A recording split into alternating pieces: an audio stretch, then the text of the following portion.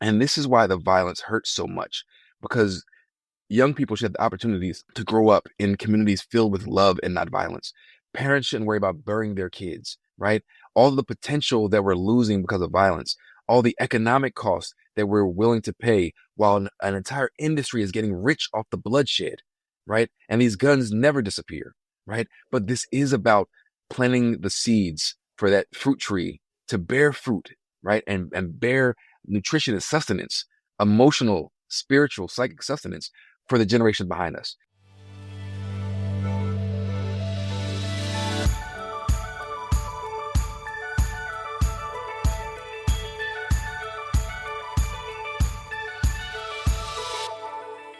Hello, and welcome to the Shifting Culture podcast, in which we have conversations about the culture we create and the impact we can make.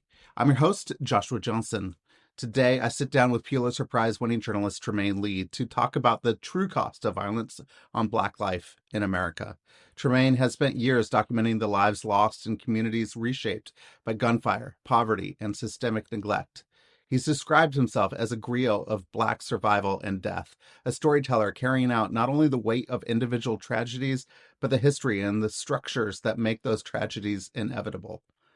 That work nearly broke him. At 38, Trymaine suffered a sudden heart attack, the kind doctors call a widowmaker. It forced him to confront how much of that trauma, grief, and generational violence he'd been carrying in his own body. Out of that reckoning came his new book, A Thousand Ways to Die, a sweeping history that ties slavery, systemic racism, disinvestment, and mass incarceration into the cycles of violence we see today. But this conversation isn't only about death, it's also about survival, about Black joy, about the power of family and mentorship to interrupt the cycle. He reminds us that we can't just focus downstream on each violent act. We have to look upstream at the systems of poverty, sickness, and neglect that make violence so pervasive. This is a heavy conversation, but it's also a hopeful one. Because, as Trymaine says, there may be 1,000 ways to die, but there are also 1,000 ways to live. And if we choose to invest in one another, we can plant seeds of resilience and love that outlast generations. So join us. Here is my conversation with Trymaine Lee. Trymaine, welcome to Shifting Culture. It's an honor to have you on. Thanks for joining me. The pleasure's all mine, Joshua. Thank you for having me. Yeah, this heart attack that you had at the age of 38, it's a powerful start to the story you're telling and the aftermath of the conversation you had with your daughter, Nola. Take me into that moment and take me on to what was happening for you. What did you realize that was put on you that this heart attack came about? Yeah, so I was 38 years old when this heart attack happened to me. I had no warning signs, no family history. For a few days before that day, when I was walking to the subway, I felt a little pressure in my chest. And the actual day it happened, I was going down to meet a colleague for coffee. And I had to stop myself. And I said, if I don't sit down now, I'm going to pass out. I just felt something felt really off. And so I went to the health clinic at my job, and I go in there, they take a look at me, they put a little EKG on my heart, and they said, you know what, the left side of your heart is a little enlarged, but at some point, go see a cardiologist. And then she said, I'll never forget these words. I can still hear them today. She said, don't worry, it's not like you're going to drop dead tonight or tomorrow. So I go home. My wife is cleaning the bedroom, so I lay down on the sofa. She wakes me up around 3 a.m.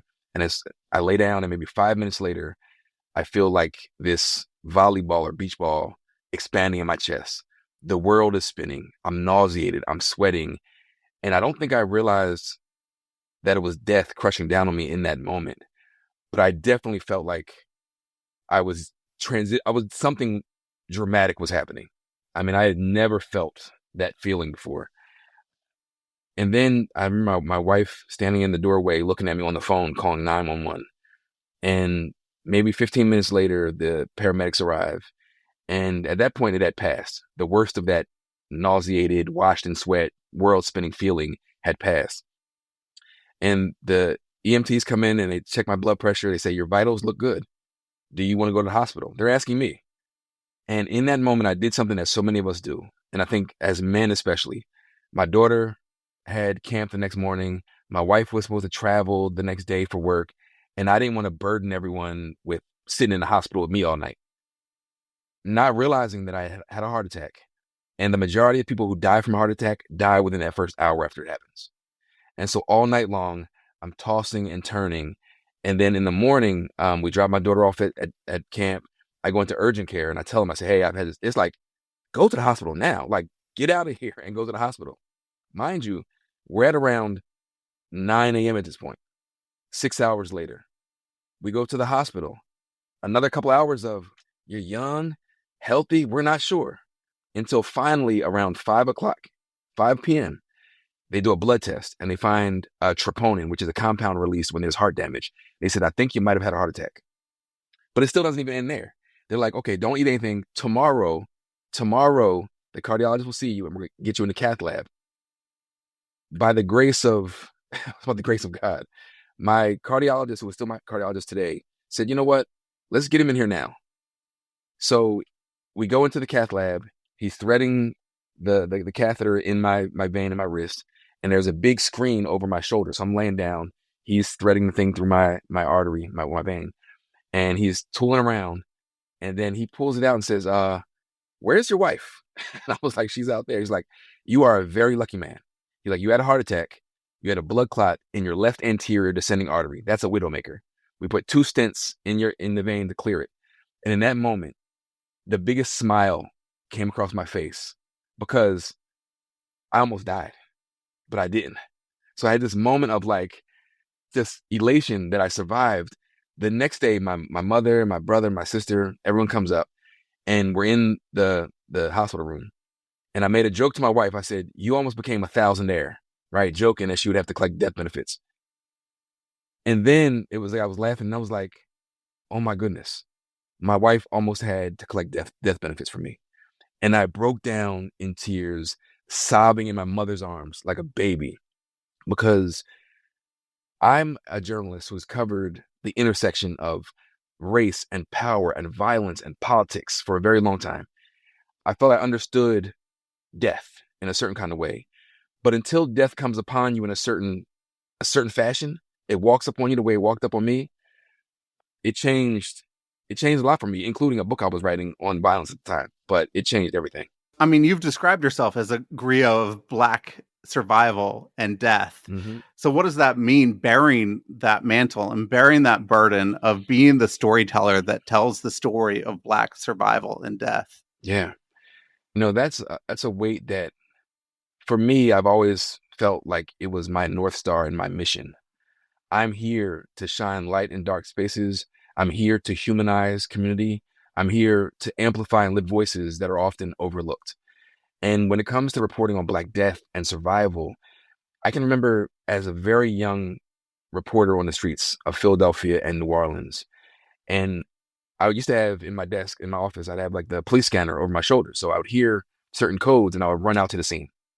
And certain codes meant, death or violence or shooting. And I would get out to the crime scene and I would find a young Black man often that looked just like me. Like when I'm not at work and I'm in street clothes, we're wearing the same sneakers, we're wearing the same jeans.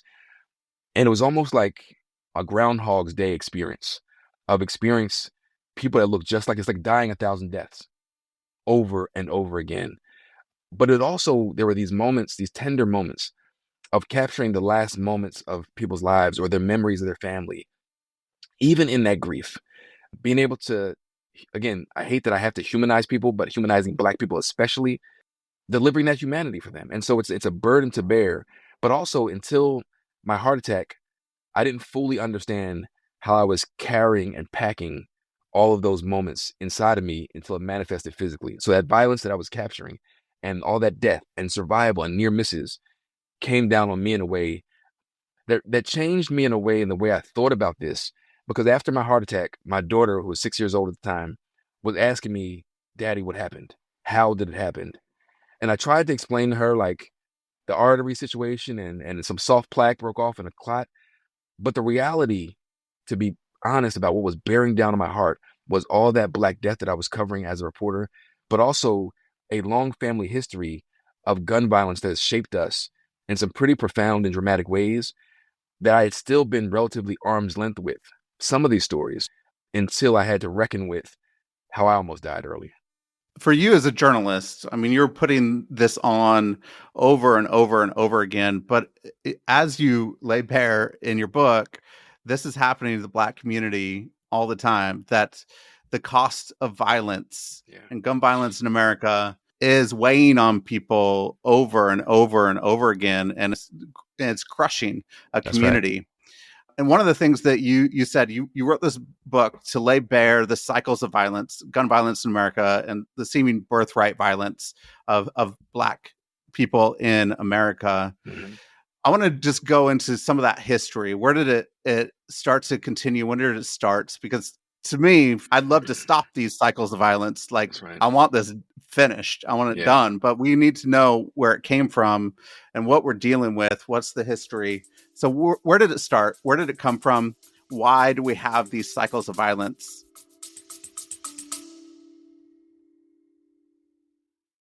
Every week on Shifting Culture, we step into conversations that change the way we see the world and the way we live in it. And now you could help sustain this work. At shiftingculture.substack.com for as little as $5 a month, you'll get early ad-free access to episodes, plus articles and reflections that go deeper into the themes we explore here. It's a way of joining the community around this show and ensuring that we could keep bringing these important voices to you. And the voices coming up: Pulitzer Prize winning journalist Trymaine Lee on the true cost of violence on Black lives in America, Justin McRoberts and Scott Erickson on their new project, In the Low, actress Edwina Finley, who you may know from The Wire, The Power, and The Residents, and some of our most popular returning guests, Andrew Root and Nijay Gupta, are back with more wisdom and insight. If you believe in the conversations we're having about faith, culture, justice, and the ways of Jesus, this is your chance to support them. Head over to shiftingculture.substack.com and subscribe today.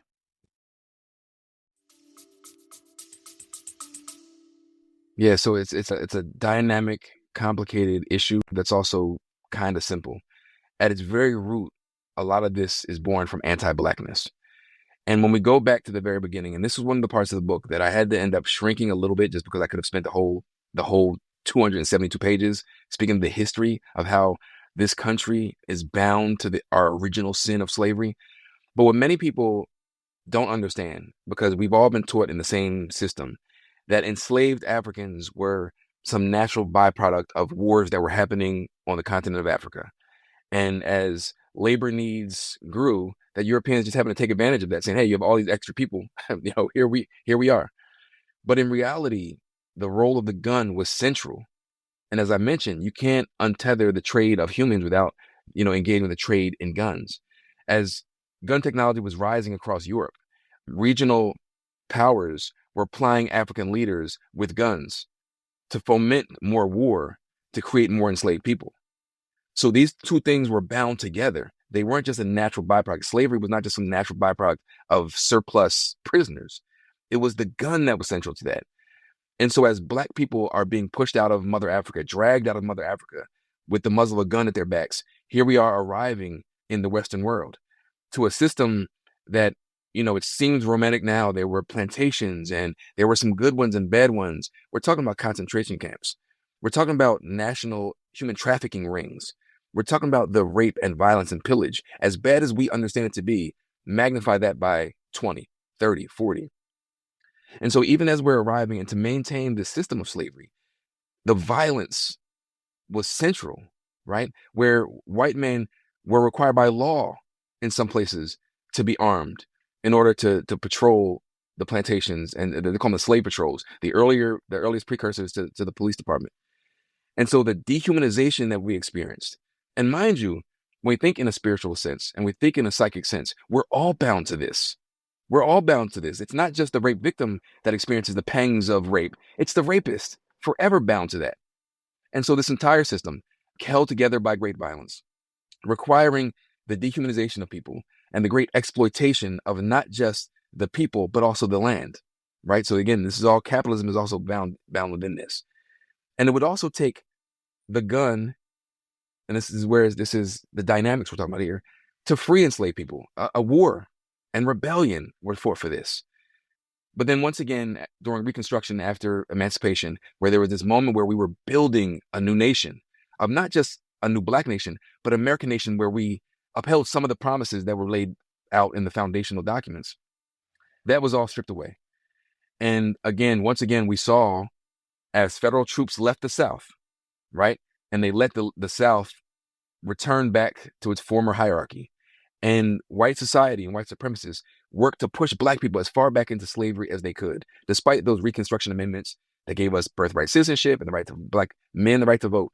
Here we are once again with the gun reshaping American society.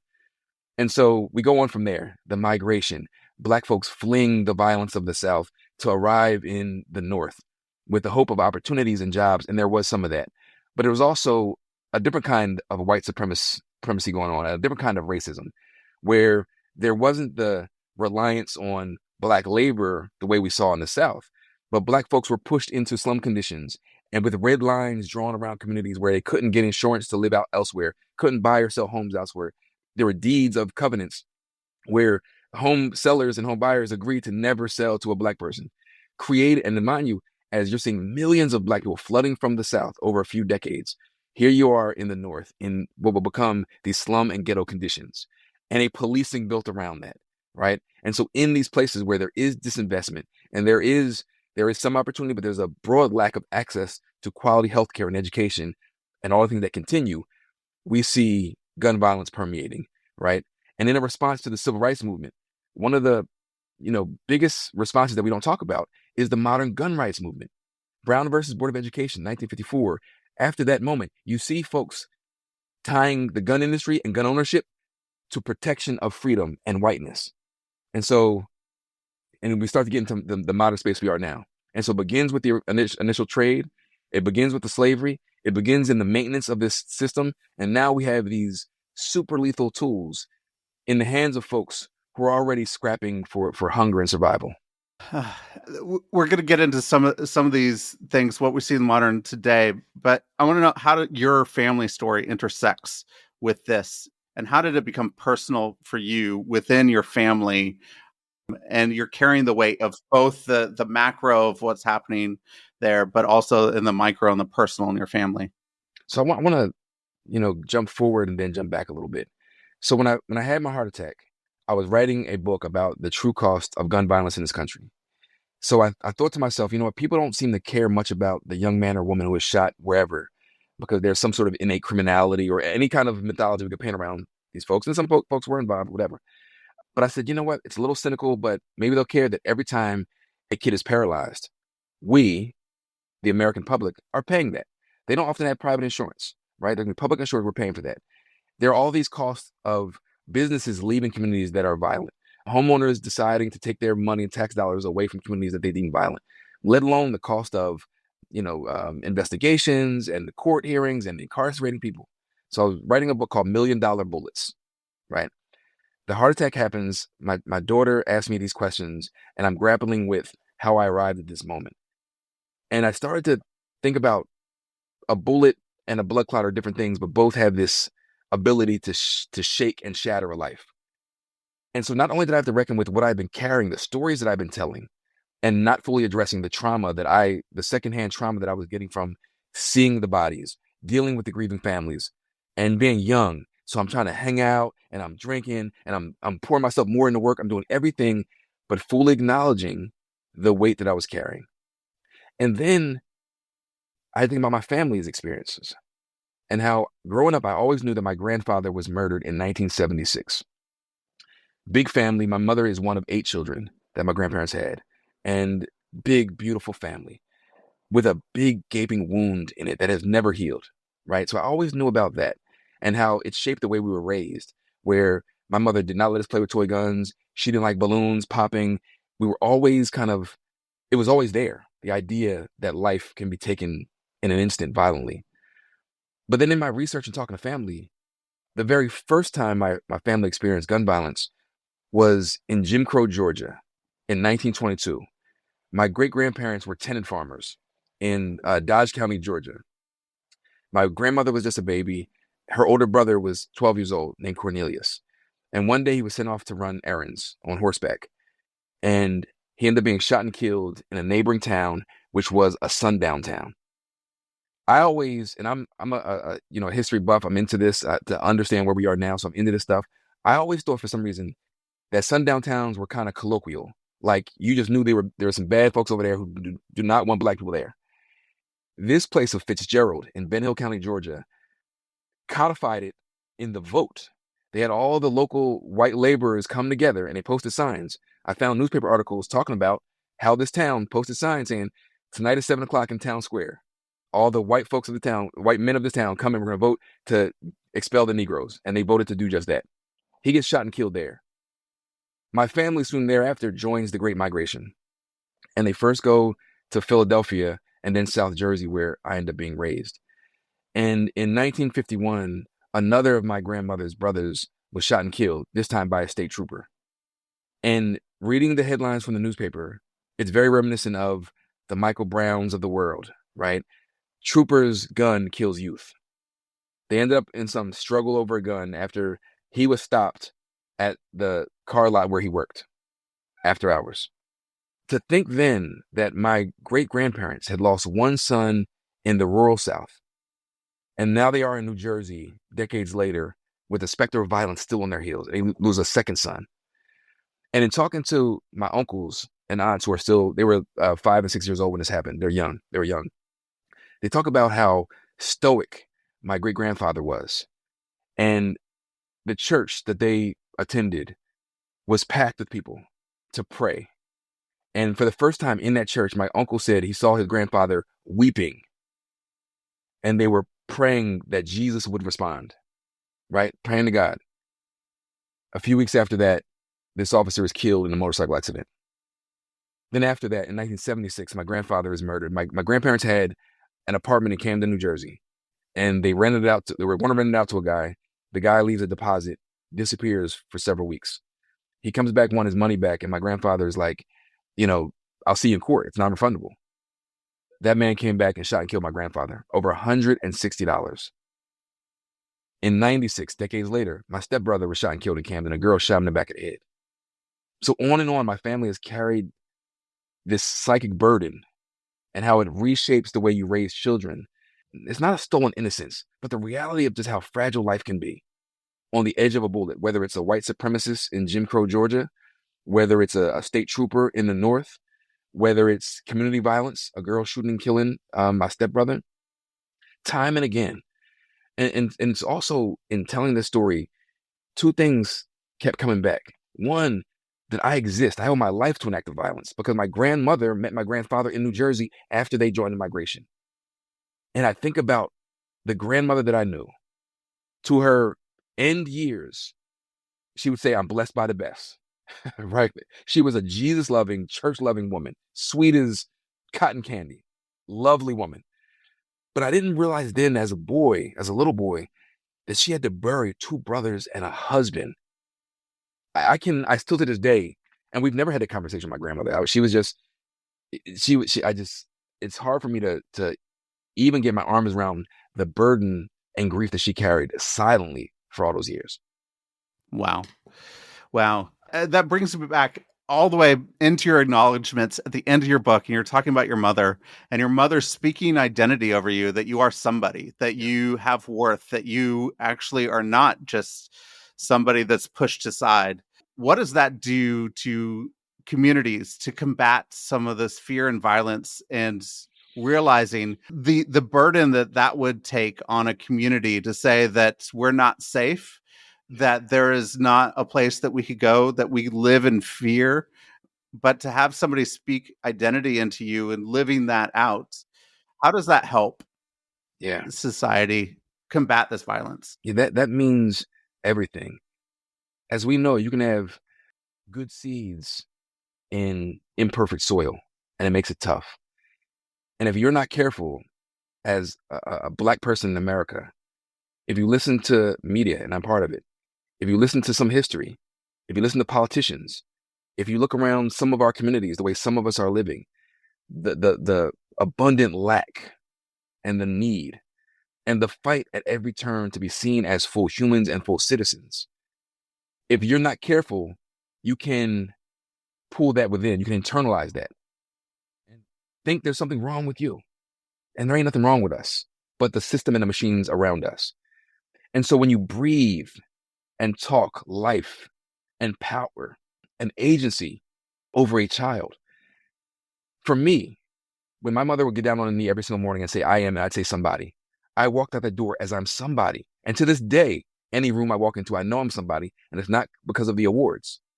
It's because of the love of my family and love of community. And so I move a little differently, right? I'm an example of my people. I'm among the best of us. And we could all move in that space because there are systems around us and trap doors set for us, including a gun industry that plays on the fear of us. Because that's what this is. You need to arm yourself because at some point, somebody might be breaking in that looks like me. Somebody might be coming for your daughter, and they're making money off of that. So certainly there's an esteem issue among some of us. And so put in certain positions, you're scraping to survive, right? It doesn't matter, right? You're scraping to survive. But I think, so this won't solve for everything because again, the machine is as it is. But I think when we feel empowered and we know who we are, we cannot allow, especially white supremacists. Everybody who is a racist doesn't believe they're white supremacists. Even some of their friends and allies are white supremacists. They believe there's something inherently wrong, off with us. And I'm here to say ain't nothing wrong with us. And so the power of saying, I am somebody and I am worthy, right? And I will move accordingly. And I'll make sure I try my best to be the best example for myself and my community because I love myself and my people. Again, that doesn't solve because the issue with gun violence and the way we're impacted isn't because we hate ourselves, right? Sometimes there is some self-loathing that we got from America, right? We were taught that, some of us, but I think it helps because then we can start actively working to untether ourselves and untangle ourselves from some of this madness. Shifting culture has always been about stories, conversations that help us reimagine faith, culture, and the way of Jesus in our world today. And as the podcast grows, I'm looking for a few partners to help carry it forward. I need an intern who wants hands-on experience in media and marketing, someone eager to learn and help amplify these conversations. I'm also looking for a web and graphic designer who can help shape new merch, an online store, and a website. And I want to open the door for a new theme song. If you're a musician or composer, I'd love to hear your submissions and see what sound could carry this podcast into its next season. If you're interested in any of these opportunities, reach out to me at jjohnson@allnations.us. A lot of times people go, okay, this is one act of violence. We got to try to solve this issue downstream to this one act of violence. But as you look at communities, you're seeing poverty, hunger, sickness, toxic environments, gun violence mapping onto these same neighborhoods, that it is actually a part of a system that's holding people into a place where they're receiving violence on multiple levels and multiple things.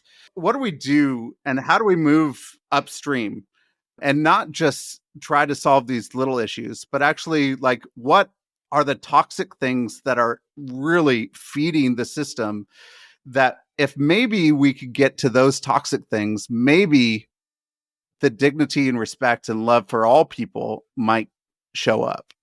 I think as much as we are shocked by the violence we see in this country, and we abhor the violence that gun violence in particular inflicts on us every single day, we have to see the systemic harm that comes long before a bullet is ever fired also as aberrant violence, right? And destructive violence.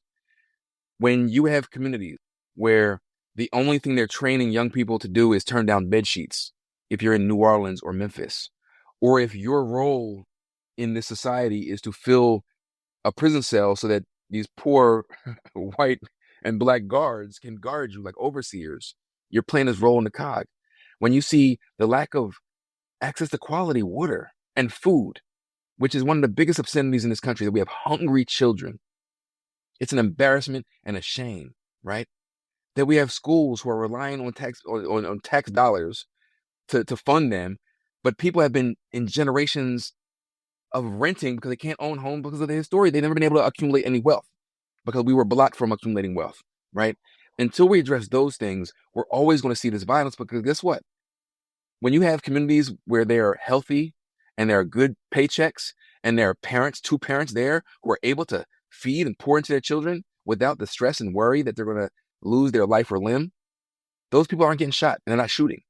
And so I think we have to take seriously this notion that there is violence inflicted upon people that do great harm. But also I think we need to see that we're all connected to this. We're all connected to this. That fear that you have in the suburbs of some encroaching, mob. Yeah, because you see those hungry people over there. You see how you see how how precarious their lives are. And so I think we need to take the violence seriously, but also that we're all connected in this. And if we all could thrive, we have this deficit base. We should have an asset based culture and society where we see the value inherently in people and that we all benefit from that. But as of right now, because of the way our society is shaped, and I say in no small part due to the commodification of people and resources, right? That we see ourselves in this fight alone. And if my family is doing well, or my community, or my people, we all need to grow together. And I think we'd have a healthier, happier community or a society. If I'm looking at the big picture, it feels very daunting. Like I feel overwhelmed. Like nothing's going to change. But if I look at my community, if I look at my neighbors and look at the people around me, there are some things that we can do in our own communities to help in this space. What are steps to organize, to get together, to say this community is going to be a community of care and belonging and love for all of us. We're going to combat this violence and all the violence of poverty, the violence of sickness, the violence of these toxic systems. What can we do on a micro level in our communities to help build this grassroots movement that will see some change? I think the first thing is to get rid of this idea that it has to be scaled. I think sometimes when we look at the enormity of the issue and the enormity of the hunger and the enormity of the violence, it gets so big that it does feel like a mountain that we could never traverse. But I think on the micro community level, I'm a big fan of mentorship. So I'm a member of, had been a member of Big Brothers Big Sisters. Now I work closely with them. I was just inducted into the Big Brothers Big Sisters Hall of Fame, which is one of the greatest honors of my life outside of journalism. How can we take a young person and pour all of our knowledge and resources and consistency and care into in your community? And this goes beyond race, it's race and class, but specifically young Black boys and girls need, and I think they benefit when there's someone who looks just like them, who's pouring into them and loves them. But I don't think love has a color, right? So I think we should be pouring into young people in your communities. Is it through scouting? Is it through the school? Is it through the Big Brothers Big Sisters program? Is there an opportunity to create in your small business an internship or a fellowship?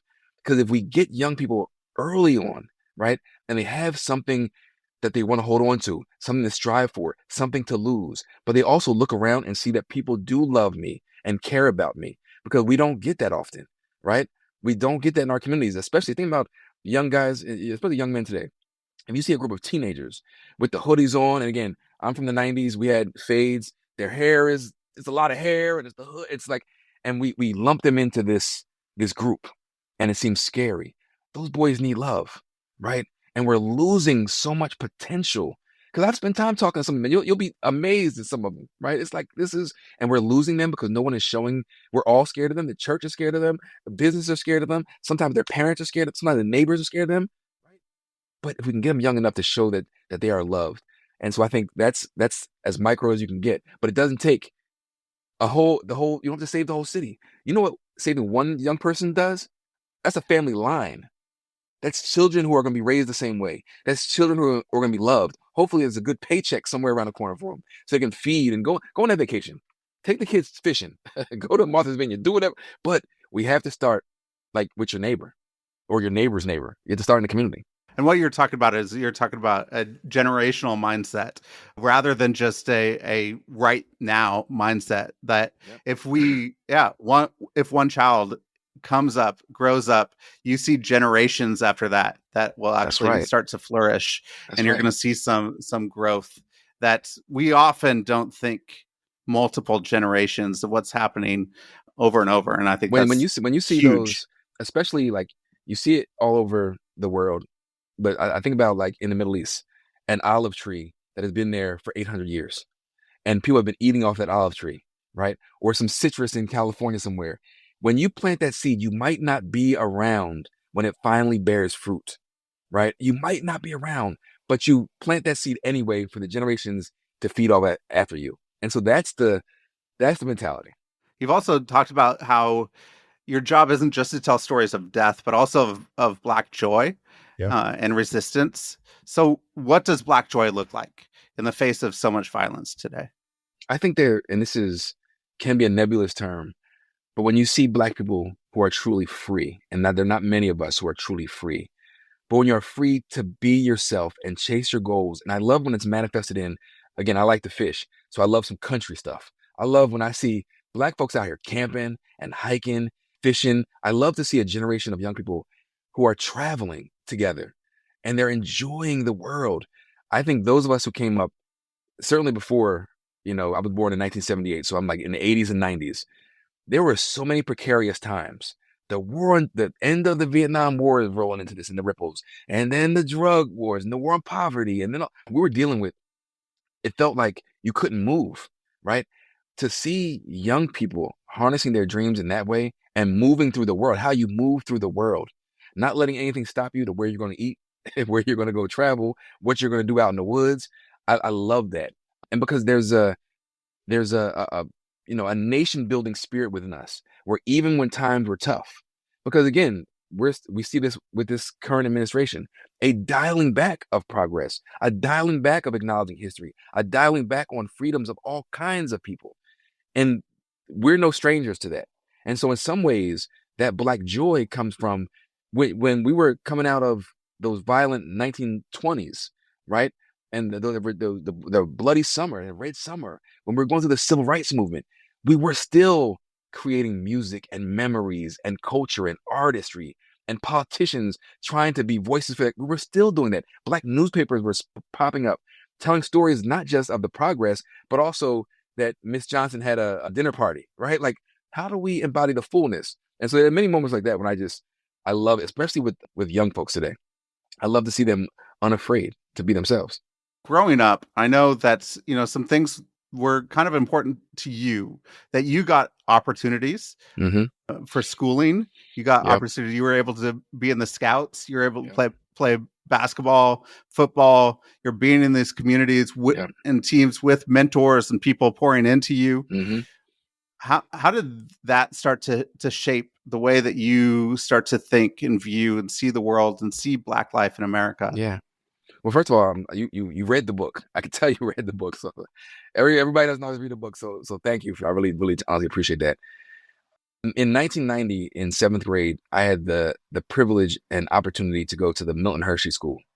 And for those who aren't familiar, the Milton Hershey School was founded in 1909 by Milton and Catherine Hershey, the chocolate magnates. They couldn't have children of their own, so they started a school for poor white orphans. Okay, poor white orphans in Dauphin County, Hershey, Pennsylvania. It was clear. They started with like a handful of boys. Over the years, things changed and evolved, and they started admitting people of color and girls.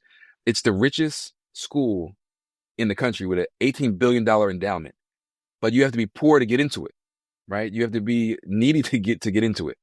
And so by the time I got to seventh grade, I'd already been like gifted and talented programs, and I was already writing, and I was already kind of on my way and playing sports. But I was in a household with a stepfather who was battling with addiction. He ended up being incarcerated. There was just a lot going on. My mother, who to this day is like my favorite person. Like I love my mother is the kindest, warmest, most loving person in the world. Did everything she could, and in trying to do that, she got me enrolled in the Milton Hershey School, which changed everything for me. Going to that school, I had all this potential, but things were still kind of in flux. There were any number of directions my life could have gone after that. But going to the Milton Hershey School, being able to be in the scouting program, they had free clothing. Everything was completely free. It took the burden off my mother, but also I was around a bunch of folks, not everyone, but a bunch of people who truly did care about me, coaches and teachers who saw something in me and nurtured that.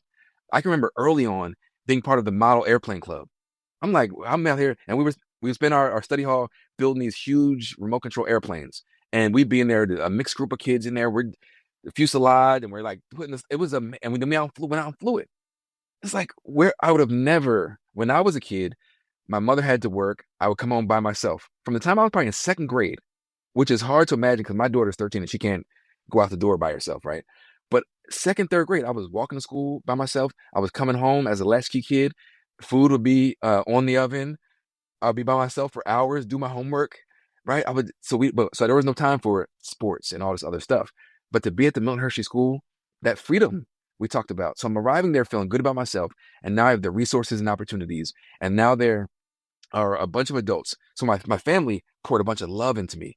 Now I'm around other adults who are pouring consistency and academics. And it was just, I remember my English teacher, coach, he was my coach too, Coach Bueller. I would write poetry for class, and he'd have me come into the other class and read it. Like that kind of confidence. Oh man, it meant everything. To this day, I owe a debt of gratitude to the Milton Hershey School, and I know what those kids are going through, coming from communities, and it's also half black, well, half white, I should say, half white, half black, Hispanic, Asian. So it's this mixed group of kids coming from all over Pennsylvania, New York, New Jersey, and the country, and the work that they do is just amazing. So I owe such a debt to that school. That's beautiful. Trymaine, this book, A Thousand Ways to Die, I think is just incredibly written. It's a important book that I hope a lot of people read, and we actually then take in the enormity and the cost of what this is after reading this book. And for me, either I could become immobilized because it's too much and it's too Hmm. much to bear, Hmm. or I could actually just galvanize within my community and say, hey, enough is enough. Like Yeah. we're done with this. We're going to Hmm. stop these cycles of violence. Hmm. And so I really do hope that people just stay in their community, stop these cycles of violence, pour into all people That's right. in their communities. So it's a great book. So Thank you. if you just talk to your readers and the people who pick this up, what hope do you have for this book? What do you want this book to do for the world? I think certainly this book is heavy. We're grappling with the serious nature of violence in this country and in the community, right? And in historic violence. But it's also about great love. And this is why the violence hurts so much, because young people should have the opportunities to grow up in communities filled with love and not violence. Parents shouldn't worry about burying their kids, right? All the potential that we're losing because of violence, all the economic costs that we're willing to pay while an entire industry is getting rich off the bloodshed, right? And these guns never disappear, right? But this is about planting the seeds for that fruit tree to bear fruit, right? And bear nutrition and sustenance, emotional, spiritual, psychic sustenance for the generation behind us. And so I think as heavy as the book is, and it's 1,000 ways to die, there are also 1,000 ways to live, right? And to pour into each other and love our neighbors, right? And nothing stops a bullet like a paycheck and love, right? And opportunity. And so I hope that's what folks take away. I think sometimes this isn't a book that's prescriptive, so I don't have all the answers, but I want to name a thing. I want to put a name on trauma, a name on the violence, right? Put a name on it, shine a light in that dark spot so people know what it is, that there's nothing inherently wrong with that young man. There is nothing wrong with that young man. This experience is what shapes how he moves through this world. And so we can start to disrupt that and show some love. I hope that's what our readers take away. I hope so too. Two really quick questions at the end here. One, if you go back to your 21-year-old self, what advice would you give? Oh man, keep going. Keep going. You got this. There's there going to be some stumbling blocks. It's like I joke with my mother. We say all the time, life for me ain't been no crystal stairs. So at 21, looking like, hey man, life ain't no crystal stairs, man. But you stick with it, and you got this. That's great. Anything you've been reading or watching lately you could recommend? The one book that I read about a month ago is called James by Percival Everett. It won a Pulitzer Prize this year. It's a retelling of the story of Huck Finn, right? Mark Twain's Huck Finn, where you had N-word James in the original book. Here, put some respect on his name. His name is James. And it gives this interiority of a black man in that time. And you go through some of the same adventures, but it's the agency and respect that we never gave N-word Jim. His name is James. So I love that book. So I've been telling everybody, read that book. It's so good. It's so good. I love it. Great recommendation.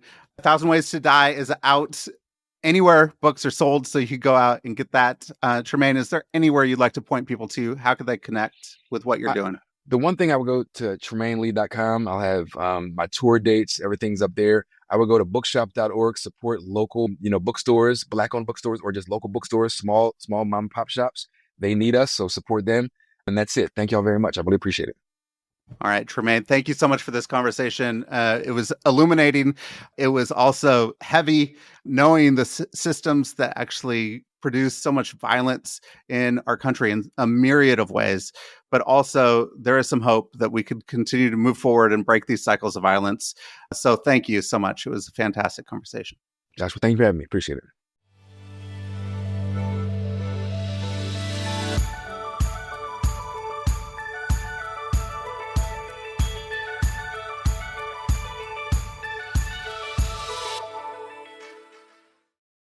Thanks for listening to this episode of Shifting Culture.